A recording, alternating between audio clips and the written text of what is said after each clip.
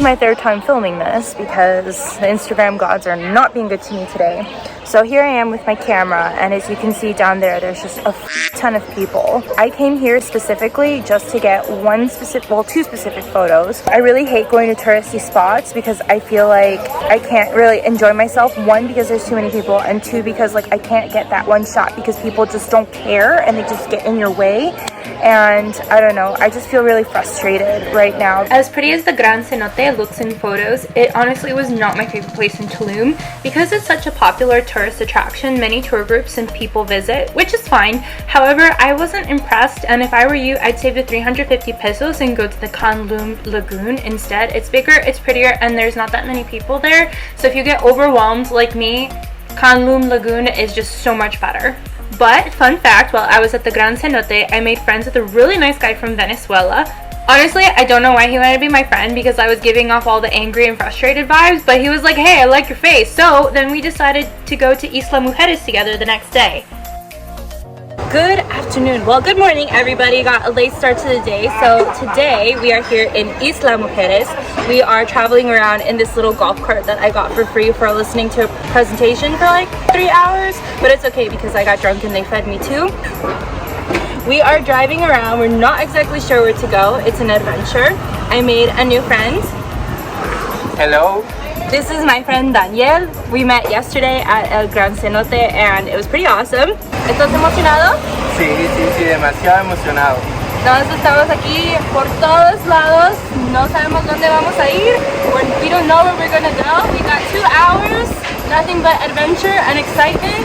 Let's see what we get into. Vamos!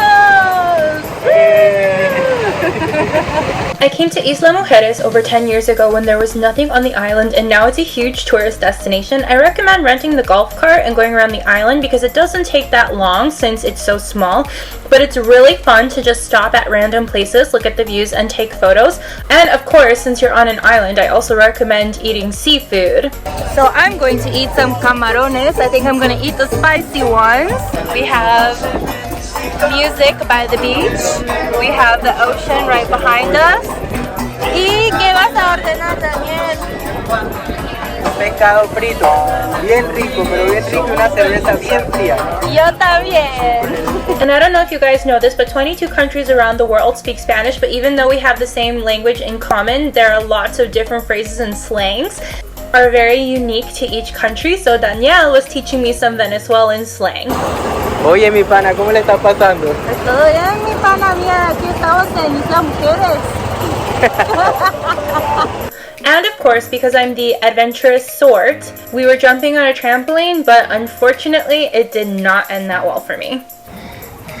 We found a random trampoline! Woo! I feel like a child again.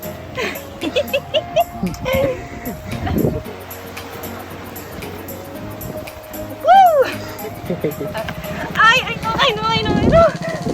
After I got hurt, unfortunately, there were no doctor's offices that were open on Isla Mujeres, and I would have had to wait for the ferry. But the ferry was late all day, and by the time I would have gotten back to Cancun, everything would have been closed. So I actually had to wait until the next day to go see the doctor. Good morning, everybody. I just wanted to check in with you all and wish you all a very good week. Right now, I am back to the lab again, doing some work on my laptop. I have my knee in a brace and it's elevated. The ligaments in my knee are very swollen, so like I can't really walk. It feels like my leg is gonna like buckle underneath me when I do walk if I don't have the brace on. And right now I'm taking some medication for anti-inflammatories and pain. But I wanted to thank you all for reaching out to me. I really appreciate it. You guys are the best, and I hope you guys are having a wonderful week. 1 week later. Good morning, everybody. I am at the beautiful Chichen Itza. So I was here like 11 years ago. Sadly, you can no longer climb to the top. You used to be able to, like when I was here 11 years ago, but I guess because of COVID and because they want to preserve Chichen Itza, you can no longer go up to the top. But let me tell you, it was like legit one of the best experiences to have all of that like good energy from like ancient peoples just like running through me. So one of the things that drives me absolutely nuts when I'm traveling alone is that like people for whatever reason are like sticklers about my tripod. They can see I'm alone, they can see there's nobody here to take my photo, and like legit some guy was like, you can't take a photo here with your tripod because you're a professional and I have to charge you 10,000 pesos. I'm like, whatever, bro.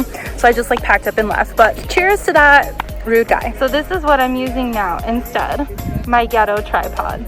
the same thing, but whatever. So fun fact, if you clap here, you can kind of hear like an animal sound, or like you can hear like grain sound. So I'm gonna try it. I hope that we can get it. Are you guys ready? I didn't get it, but I tried. Just pay attention in here, because when I clap 3 times, you will hear coming out that window this chirping saying, full gun for you, okay?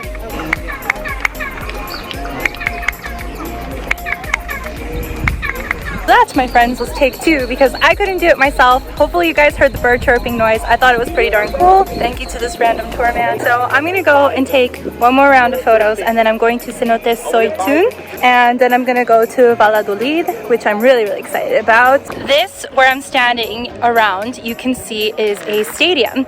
And do you see that hoop right there? There was this game that the Mayans played, and they had a ball. In Spanish, the word for ball is pelota. The first part is pelo, hair, so this ball was made out of hair. What they used to do is they used to use their hips, and through great force of their hips, they had to get the ball through that hoop. Now the Mayans, they didn't play games, you know, they played for keeps. If they won, it was like, yay, we won the game, eternal glory. And if they lost, they got sacrificed to the gods, which I guess is a great honor because there's a lot of cenotes around here, so they'd like knock them in the cenote. But yeah, the more you know. I have made it to the beautiful Suytun Cenote, and as you can see, this little like walkway is super popular for Instagram, which is the only reason I came here. Let's be real, kids. I met this super nice couple who lives in the States, and they helped me take my photo, and they got like perfect photos. I gotta start off by saying that Cenote Suytun was one of the most beautiful cenotes I visited. It's definitely worth it to drive up to the Yucatan Peninsula to see it, and I honestly really loved my time in Yucatan the most because it's more chill and laid back, whereas like Tulum and Cancun are very touristy.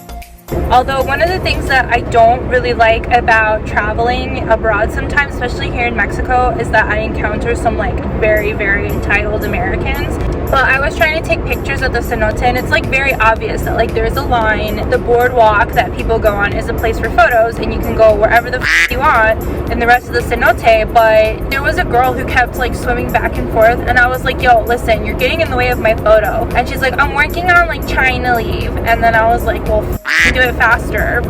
Like, I don't know what the you want me to tell you. You walk past all of these people. There was another stairwell there where you could go down and go swimming elsewhere if that's what you truly wanted.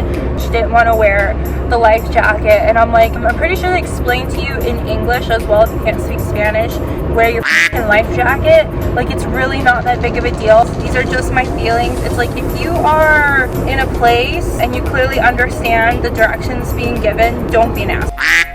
Pretty sure I got into this cenote like right when they were gonna close up, because like legit I made it past, and then the guy started putting up the rope. This is cenote number 2 for the day, and the reason why I'm not going to Valladolid right now is because it's like 3 p.m. so it's like still super hot. So I'm gonna spend like a couple hours here and do like really beautiful sunset shots, and then I'm gonna make the very long 3-hour journey back to Playa. Let's do this. Down the rabbit hole we go. Okay guys, I really gotta focus because my knee isn't that great, so I'll see you at the bottom. What's amazing about Cenote Hacienda Oxman is that it's actually 150 feet deep, so life jackets are required and mandatory for swimming there, but they even have a rope swing that you can play on. So that was a really fun adventure. Now I'm headed to Valladolid. If you guys are interested in coming to this cenote, they also have a pool, but you also have to pay extra. I just paid 150 pesos to get into the cenote because that's all I wanted to do. But yeah, there's this option, and then they also have a bar and these really cool cabanas. But yeah, let's go to Valladolid. Let's explore. The reason why Valladolid is a very popular tourist attraction is because it has a lot of Spanish colonial architecture, and it has been preserved for generations to come. It's a very cute traditional town, and it's also really cool because there are a lot of traditional Mayan performers there as well. Okay, you guys, that is it for the vlog today. I hope you guys enjoyed going to all these fun places in the Yucatan Peninsula with me. If you like this video and you'd like to see more videos, please subscribe to my YouTube channel, hit that notification bell, and of course follow me on Instagram where all the great stuff goes down. Let me know which place you would love to go to. I personally love the cenotes because they keep me nice and cool, especially right now because it's hot as right now in Mexico. I will talk to you lovelies later. Gina Bear, signing out.